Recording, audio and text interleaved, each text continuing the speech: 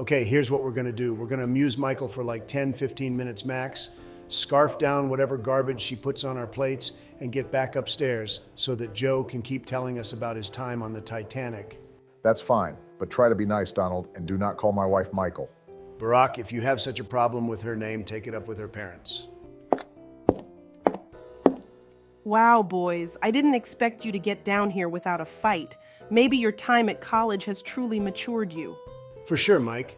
I mean Michelle, Mrs. Obama, if you will. Our scholastic endeavors have opened up our minds to an entirely new world, causing us to reflect on our poor actions in the past. Wonderful. I'm so happy to hear that. Maybe that means we can now be friends. Perhaps you'd be interested in joining my book club with the girls. We're reading Normal People by Sally Rooney next. It was Hillary's pick. Oh, that'd be... Give me a second, will you? Barack, I can't be fucking nice to your husband. It's torture. Donald, just do it. If you don't, we'll have to sit through one of her lectures, and Joe would probably fall asleep before he can finish the story.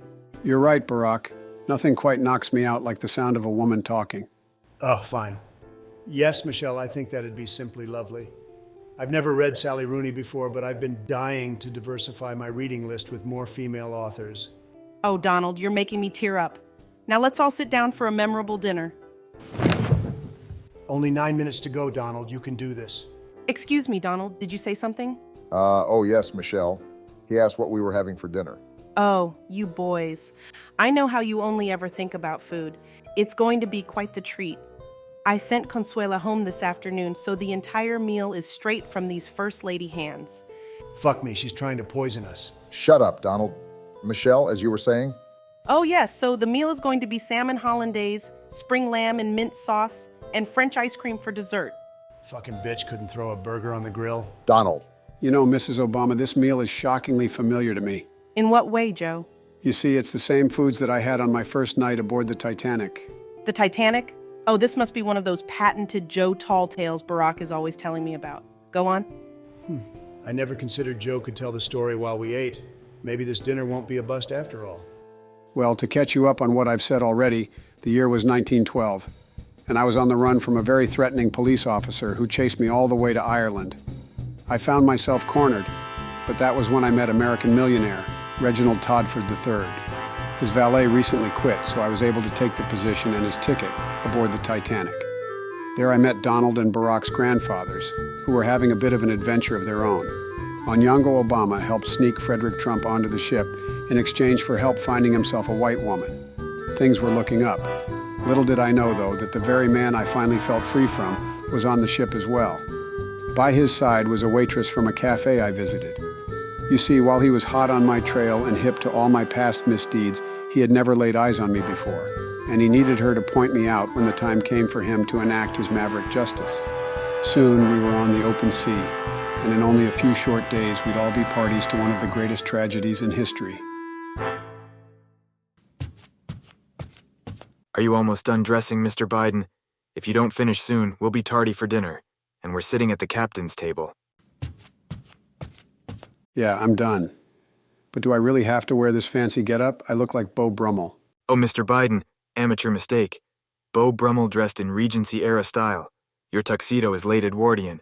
Yeah, whatever. They at least better have good food at this shindig if I have to waddle around like an inside-out penguin. Not to correct you yet again, but wouldn't an inside-out penguin be mostly red? On account of the blood, of course. That's where you're wrong. I accompanied the Belgian Antarctic expedition and we had to resort to eating penguins to survive. They have very little blood. What a tremendous story. I simply believe it's true because you're a man, and that's all that matters in trust. I couldn't agree more. All right, time to get going to the dining room, I guess. Okay, waitress. Are you ready to go to dinner? Based on your seeing an elegant gentleman next to our target, it's likely he's going to be dining in the first-class dining room. That's where we'll ambush him. I suppose so. Still can't believe you bullied that man into giving us his cabin. Feel a little sorry for the bloke. He'll sure be cold on deck, especially since we took his luggage too. Good thing he carried around women's clothing, though. Must be some kind of fairy. Don't worry about him. Adversity breeds character. Off we go, waitress. Stop it with that. With what? Calling me waitress. I have a name, you know. Perhaps, but I neither know nor care to know it. So I'll stick with waitress. No, you won't. Get back here, you need me. Said so yourself. If I'm going to lose my job and run myself ragged for you, Least you can do is call me by my name. Fine. What's your name? It's Lila. Terrible name. 4 letters and 2 of them are L's? Who came up with that? My father, hard-working man, laboured in the factory till the day he died. God, Lila, I'll call you by your name, but I really don't need to know your life story. Fine, Robert, forget it. Now you were saying something about the first-class dining room.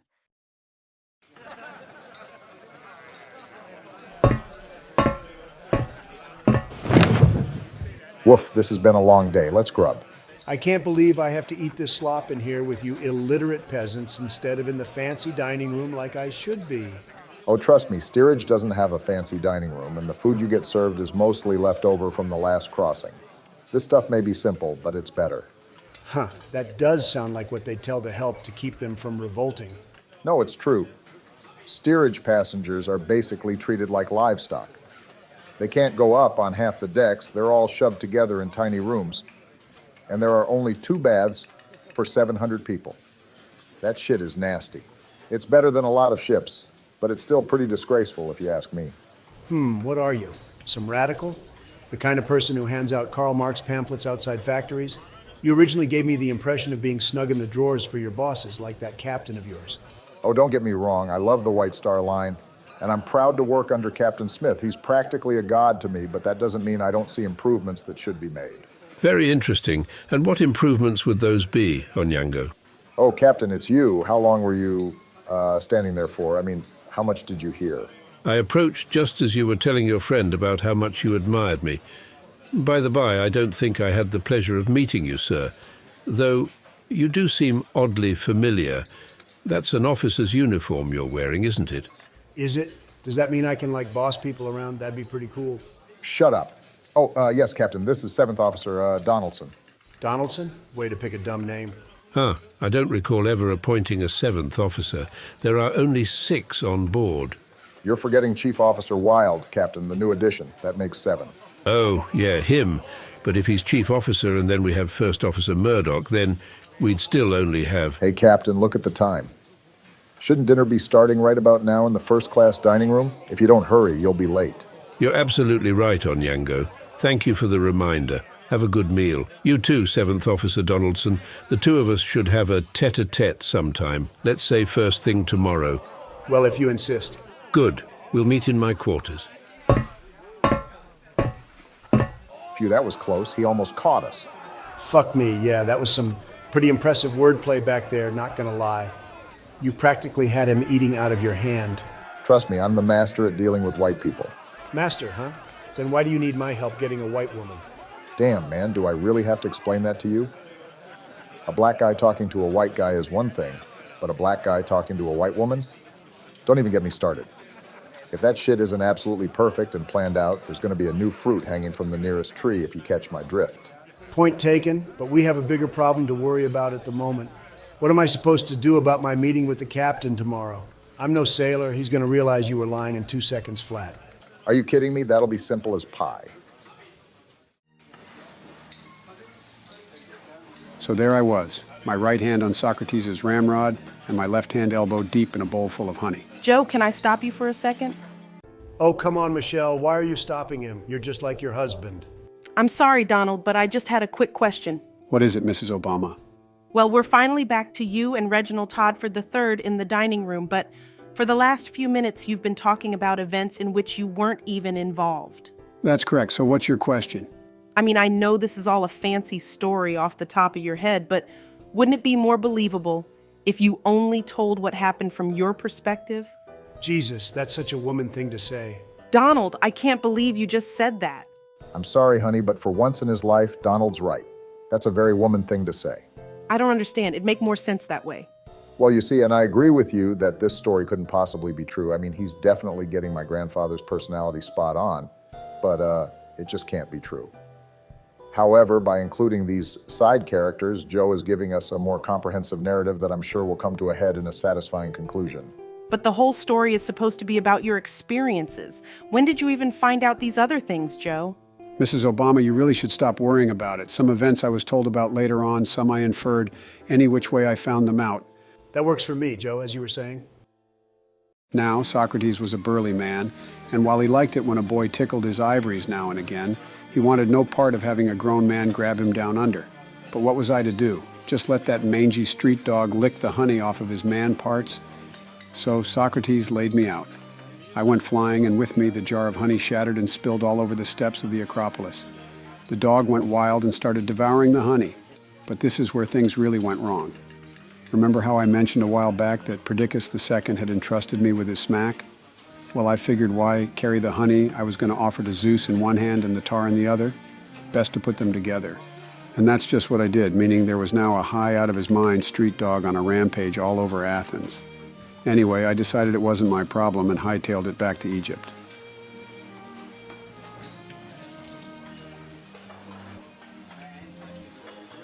My goodness, that story was simply astounding. I agree. You, my new friend, are the most electrifying storyteller I've encountered since Oscar Wilde. Oh, Oscar Wilde. I knew him too. We were in prison together, and let's just say he was the one with his hand on a ramrod that time around. And he can't be stopped. It's joke after joke, each one funnier than the last. Mr. Todford, you gotta tell us where you dug this one up. It was one of those turns of fate. I happened to bump into him while I was walking to the docks. Later, we found each other again. I mentioned my valet had quit, and he took the job right off. Yeah, something came up, and I had to leave Queenstown as fast as possible, so it worked out well. I apologize for my late arrival, everyone. I dearly hope that dinner was able to be gotten along with in my absence. Don't worry, Captain Smith. We've been having a grand old time listening to the stories of Mr. Todford's new valet. Hey, Mr. Biden, tell Captain Smith the one about how you the woman in the Mona Lisa. Oh, that does sound charming. All right, well, you see, the year was 1504, and Bogdan the Blind had just become the Prince of Moldavia. Naturally, that didn't bode well for me. Therefore, I'm so sorry to interrupt you, Mr. Biden, but I have an important matter to discuss with the captain that simply can't wait. What is it, Mr. Ismay? Captain, it seems we're going rather slow, aren't we? I wouldn't say rather slow. But I would, Captain Smith. I can see, Mr. Ismay. What exactly are you asking me? I think that as this is Titanic's maiden voyage, it'd be a smart business tactic to really open her up and see how fast she can go. That way, our passengers can experience not only the luxury of our ship, but the economy of travelling aboard her as well. It might be a smart business tactic, but not a safe one. Going too fast on a new ship could potentially have serious consequences. Captain Smith is correct, Mr. Ismay. We have no idea just how Titanic sails yet. We should make a sensible first crossing. Well, there you have it, Mr. Andrews agrees. Perhaps on a future trip we will be more prepared to... How could we be more prepared than we are now? We have you, Captain Smith. You are the greatest ocean liner captain who's ever lived, and we have Mr. Andrews, Titanic's architect. If you two men can't see to it that Titanic sails safely at top speed, what two men could? Mr. Ismay, I'm reluctant to... Captain, will we or will we not get Titanic up to full speed this crossing? Well, we'll see. I suppose that must be good enough for now. Okay, now that you boys are done, Mr. Biden? Oh, right. Once I fled Moldavia, I went to the Vatican. Great place. Priests really know how to show a man a good time. Get out of my way, sea cop. I have a perp to apprehend. Sir, as I've already said, this dining room is for first-class passengers only. I believe you two belong in the second-class dining room. Don't tell me where I belong. I know where I belong. I belong on Tower Hill as I send that criminal to his divine punishment. Sir, I really don't understand what you're saying. All right, Robert, let me give it a go. Ma'am, as I was telling your husband, you don't belong here. Us? Don't belong here? What a laugh. Do you know who that man is? No, not really. He's only the greatest actor in the West End. Robertson. I'm sure you've heard of him. I can't say that I have, but I don't get out to the theatre much, being out at sea for so long. Oh, then it truly was an innocent mistake, wasn't it? Robert, darling, did you hear that? Lila, what are you doing? Just let me demolish this guy. You see, sir, Robert has just finished performing a revival of Hamlet at His Majesty's Theatre. The King himself came to a matinee and pronounced it the best Shakespeare he'd ever seen. What the fuck are you talking about? The King said that? Really? Oh, well, I'm terribly sorry that I was mistaken about you two. Just one question, though. Why was he yelling at me earlier saying he was after some criminal or something? Robert is always in character, and he's currently preparing for a performance as Sherlock Holmes. Oh, that's something I'd like to see. We'll send you a ticket. Come along, Robert. I'm watching you. Ooh, very scary, sir. I'm sure you'll be a smashing success. And I couldn't exactly tell Leo that I was a man, or he'd stop buying me roast suckling pigs. And trust me, a 1500s Italian roast suckling pig was worth pretending to be a woman for. I know you're in here. Show me your face, you coward. Hot spit and monkey vomit. No, it can't be. He followed me all the way here? Did you just say something about someone following you, Mr. Biden? No, but we have to leave immediately. Come on. I wonder where they're in such an all-fire hurry to get to. Ugh, he was just here, Lila. I can smell him. Wonderful, Robert. Now try acting less like a nutcase. Hey, old man, the waste of flesh who was just here, where did he go? Sir, who are you to address the captain in such a way? I am the hammer of justice. Now tell me what I want to know before I beat it out of you. Dear me, First Officer Murdoch, please arrest this man. Captain, that won't be necessary. You see, this is famous actor Robert Robertson, and he's simply in character as he prepares to play Sherlock Holmes. Ooh, I'd like to see that. An actor? Ah, that makes sense. Well, I'm delighted to meet you, Mr. Robertson, and may I say that if your acting on the stage is anywhere near the performance you've put on for me, there'll be a line down the street to get tickets. Mr. Robertson, you must join us for dinner. I agree. I don't have time for dinner. We'd love to. Lila, what are you doing? He's getting away. Yes, he is. And he's probably long gone by now, so it'd be best if we ingratiate us to his circle rather than run after a phantom. That isn't the Maverick way. Robert, he's stuck aboard this ship, so it's not like he's going anywhere. If we're going to catch him, we need to be smart about this. Ugh, fine. All right, so here's how you fool a white person. If they ask you any question that you can't answer, just counter with a compliment or say something that makes it seem like you admire them.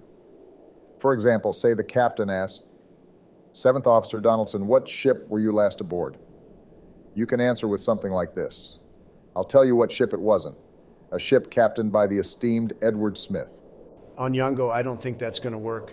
Of course it will. Just trust me, Mr. Trump. I really don't see how. Repeat after me. I'll tell you what ship it wasn't. A ship captained by the esteemed Edward Smith. Okay, if you insist. I'll tell you what ship it wasn't. A ship captained by the esteemed Edward Smith. Good. Now, if he asks you how long you've been with the White Star Line, say, oh, Captain, can anyone's term with the line compare to your 30 years of dedicated service? Oh, come on, he's not going to fall for this. Just repeat what I said. Oh, Captain, can anyone's term with the line compare to your 30 years of dedicated service? How was that? You're getting there. Keep up the good work, and I'm confident not only will you fool the captain, but you'll have found me a white woman by tomorrow night. Level with me, Onyango. What's this whole business with wanting to bet a white woman? Your own women not good enough for you? It's not that. There's just something about a white woman that gets me going. Maybe it's the thrill of the taboo. Maybe it's just in my blood, like the Obama bloodline is destined for this. Damn, that's fucking weird. You should have just said you wanted to show a white woman the way of the jungle or something. Fuck you, Mr. Trump. If that's the way you're gonna be, don't worry about my motives. Fair enough. So let's get back to it. What do I say if he asks me to name like 3 kinds of boats? Does this seem like the way to the first-class dining room? Hopefully we get there before they stop serving because I wasn't about to eat that terrible spread we had in steerage. You are speaking the truth, my friend. I think it was all left over from the last crossing. It's Haresh. Haresh was on the Titanic too? You know what? That makes sense. Huh. I never realized it was Haresh. I just thought it was some Chinese guy. Which one of your little friends is Haresh again? Little friend, Michelle, Haresh is a god among men, as well as probably a real god because he's likely immortal. You've never met him, Michelle, but Haresh is the coolest guy ever. He was our Uber driver when we went to Hershey Park. Then he came to space with us. And he was the president of Donald's fraternity at college too. All right, my mistake. Sorry. Get back to the story, Joe. Hurry up, Mr. Todford. We don't have a second to dawdle. Mr. Biden, why are you running? I'll tell you when we get back to the room. Hey, you two, wait up a minute. Ah, it's Chinese guys. They must be in league with him. Run, Mr. Todford. No, my new friend. We were simply going to inquire as if you knew the way to the first-class dining room. Of course we do. Go to the end of this hall, then follow signs for D-deck. D-deck as in dinner deck, that makes sense. Okay, let's go. Somehow we fooled the Chinese. Let's take this chance to flee. Mr. Biden, slow down.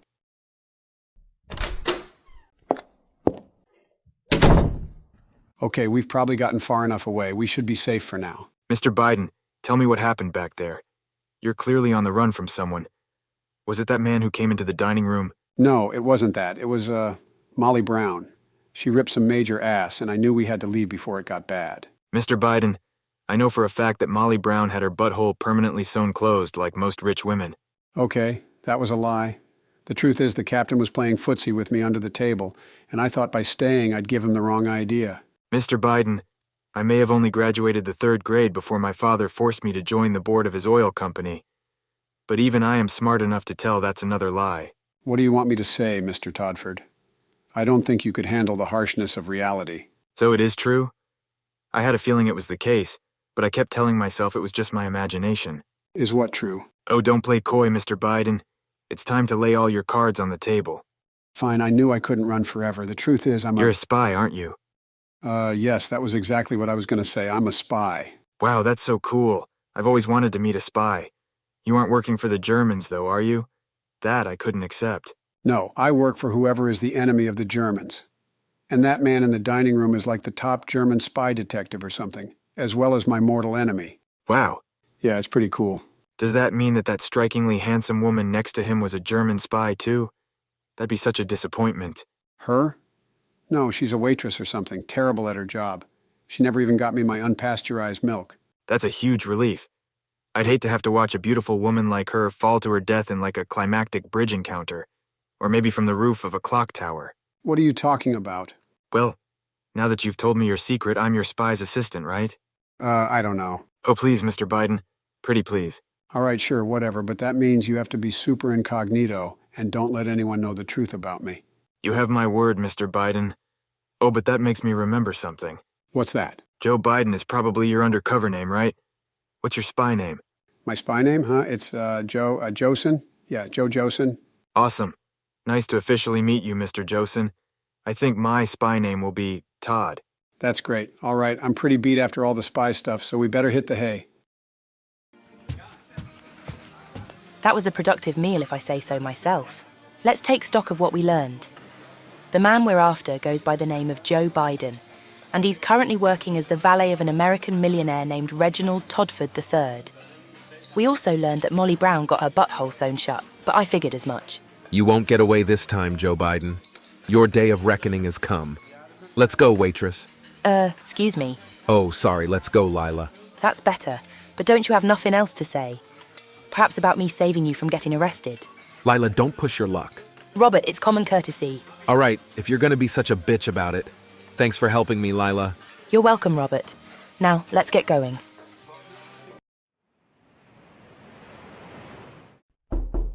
Come in.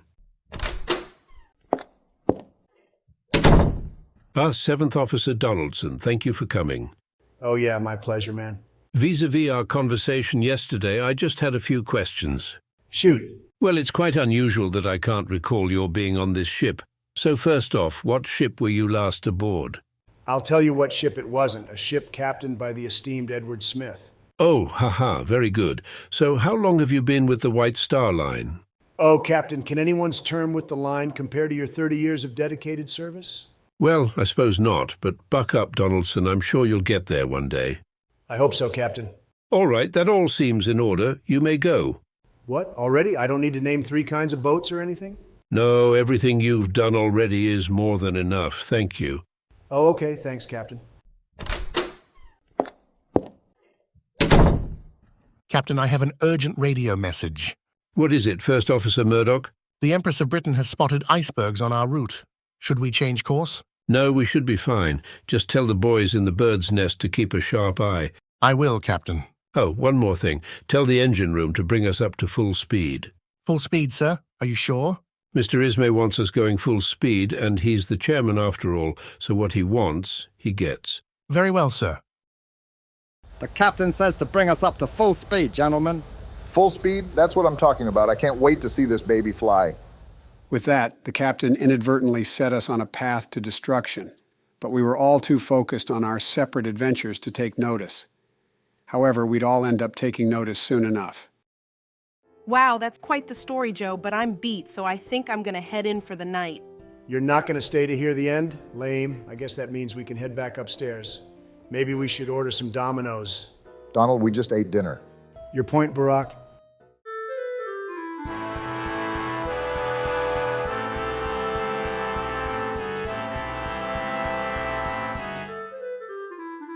Bye.